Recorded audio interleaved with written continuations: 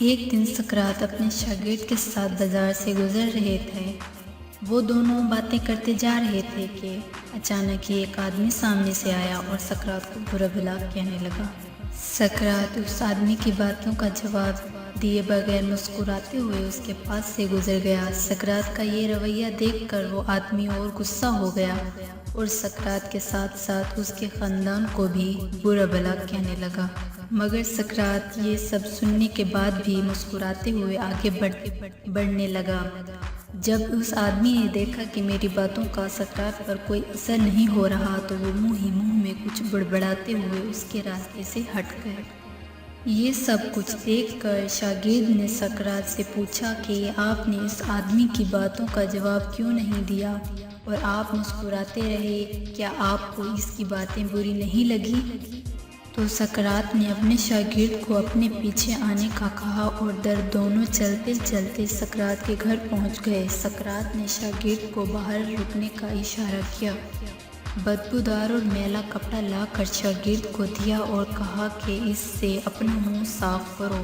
تو شاگرد نے وہ کپڑا لے کر دور پھینک دیا اور کہنے لگا کہ استاد، میں اس بدبودار کپڑے سے کیسے منہ صاف کر سکتا ہوں؟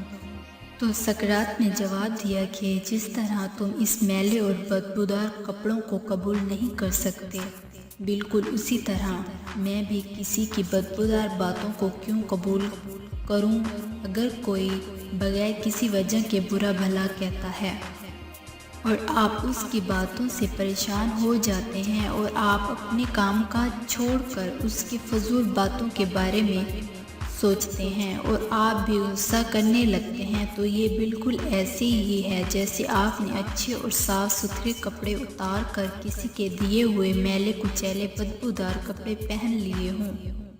اکثر ایسا ہوتا ہے کہ ہم بڑے اچھے موڈ میں ہوتے ہیں، کہیں جا رہے ہوتے ہیں، گاڑی ڈرائیو کر رہے ہوتے ہیں اور کوئی بلا وجہ ہی ہم سے جھگڑ پڑتا ہے اور ہم اس کی وجہ سے اپنا موڈ خراب کر لیتے ہیں، اپنا دن خراب کر لیتے ہیں۔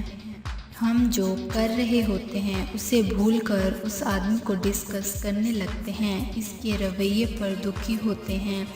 دستور ایسے لوگ کوڑے کے ڈرم کی طرح ہوتے ہیں، زمانے کے ستائے ہوئے، ذہنی طور پر بیمار ہوتے ہیں، انہوں نے اپنا کیچڑ کسی کے اوپر پھینکنا ہوتا ہے۔